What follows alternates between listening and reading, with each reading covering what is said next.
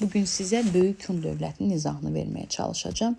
Əvvəlcə gəlin görək Hun dövləti haqqında, ümumiyyətlə Hunlar haqqında bizə ilk mənbələr hardan rast gəlmişdir? Biz deyirik ki, Hun haqqında bizə ilk mənbələr 2-ci minillikdə rast gəlinmişdir. Eramızdan əvvəl və Çin mənbələrində rast gəlinmişdir. Bu gördüyünüz ərazi Böyük Hun dövlətinin ərazisidir. Hun dövlətinin paytaxtı, deməli, Ötkən şəhəri olmuşdur yoldaşlar.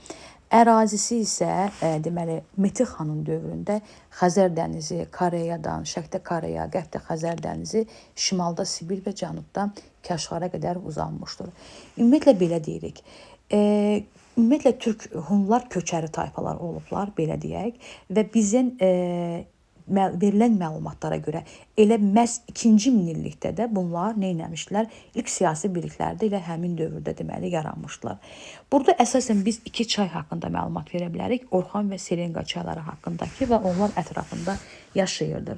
Bunların məşğuliyyətində nə deyə bilərik müəllimlər? Köçəri maldarlıqdır, dəmirçiliklə, zərgərliklə, ovçuluqla deməli məşğul olmuşlar. Belə bir sual ortaya çıxır. Hansı səbəbə bunlar köç edirlər? Deyirsiniz ki, sərt iqlim şəraitinə görə daim deməli köçəri həyat tərzi sürürlər. Belə deyirik müəllimlər. Ümumiyyətlə Hunlar ümumiyyətlə məhz otlaqlar və su mənbələrinə əsasən böyük çöldən, ümumiyyətlə şərqdən qərbə, qərbdən şərqə belə köç etmişdilər da. Yəni böyük çöl dediyimiz isə yoldaşlar nədir? Qobi səhrasından Qara dənizə qədər uzanan ərazi böyük çöl mənasını vermişlər. Ümumiyyətlə onlar mükəmməl hərbi sənətini bilənlər olmuşdur. At üstündə hər zaman gedirdilər və biz deyək, gəlin görək ilk dövləti yaradan kim olmuşdur? Deməli yoldaşlar, biz deyirik ki, dövlətin əsasını qoymuşdur Teoman Tanhu qoymuşdur və Teoman Tanhu'nun dövründə də bəli, biz deyirik ki, onlar deməli Teoman Tanhu'nun dövründə belə deyirik, Hunlar süvarilərlə daha çox və ox atmaqla, məşhur ox atmaqla, hətta Çinlilər, Çin Şixuandi Huna qarşı böyük Çin səddinin inşasını eramızdan əvvəl 214-cü ildə qoymuşlar. Bu belə. Daha sonra deyirik, deməli, keçirik, belə deyək, Metex xanın dövrünə. Metex xanın dövründə artıq o ordu islahatı keçirilmişdir. Konkret olaraq Metex xanın dövründə ordu islahatı keçirilmişdir.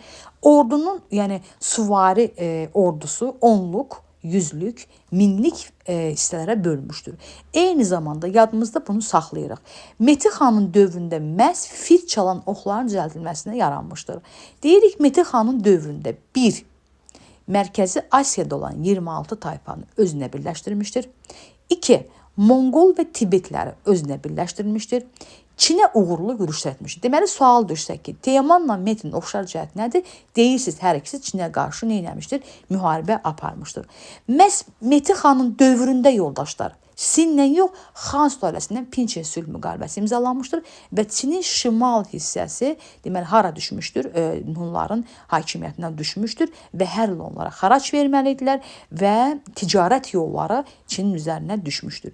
Məhz Metin xanın dövründə böyük bir imperiya çevrilmişdir ərazimiz və belə deyək də deməli Metin xanın dövründə İpək yoluna nəzarət onların əlinə keçmişdir. Yadda qalarda böyük ehtimalla yəqin ki, Metin xanın dövründə deyirik 1. 26 tayfa, 2. Ordu islahatı, 3.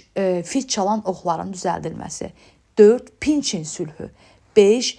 Deməli Çinin şimalı, 6. Çinin ticarət yollarına nəzarət, vergi vermələri hamısı kimin əlinə düşmüşdür? Metin xanın dövründə olmuşdur və böyük imperiya çevrilmə də məhz Metin xanın dövrünə aiddir. Eyni zamanda ordunun onluq yüzlüklərə bölünməsi, eyni zamanda Monqol və Tibetləri də deməli ələ keçirmişdir.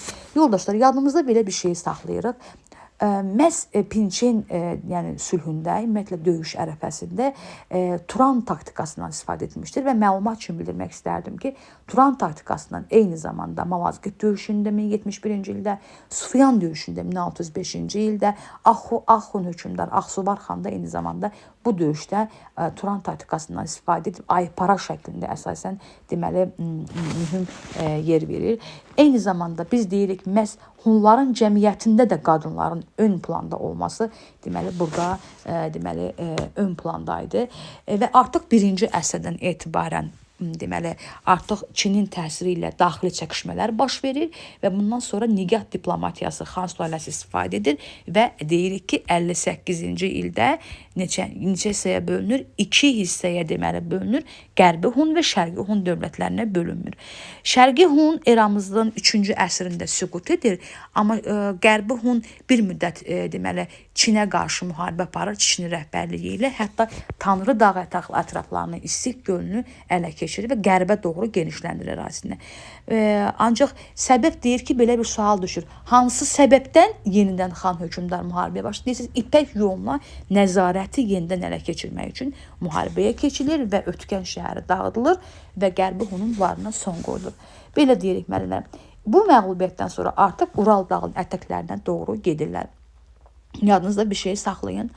Qərb Hunların ərazisində Avropa Hun, Cənub Hunların ərazisində Axun 4-cü əsrdə, Şərqi Göktürklər Hunlar isə Göktürklərin yaranmasında bilavasitə iştirak eləmişdir.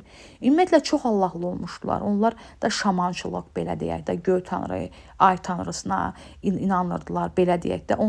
Onlara görə məsəl üçün yaratma və hadisələrə müdaxilə qut yolu ilə keçilirdi. Şamançılıq, yəni göy ruhla insan arasında əlaqə yaradılması belə idi. Yəni bu məlumatları yadınızda saxlasanız daha məsləhətdir.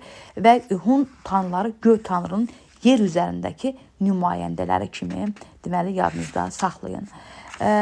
Belə müəllimlər, növbəti dərsdə inşallah sizə Çin və Hindistan haqqında məlumat verəcəm. Bir daha deyirəm, qədim türklərdə dövlət el adlanırdı və burada da yəni burada türk mənşəli olduğunun deməli bariz nümunəsidir.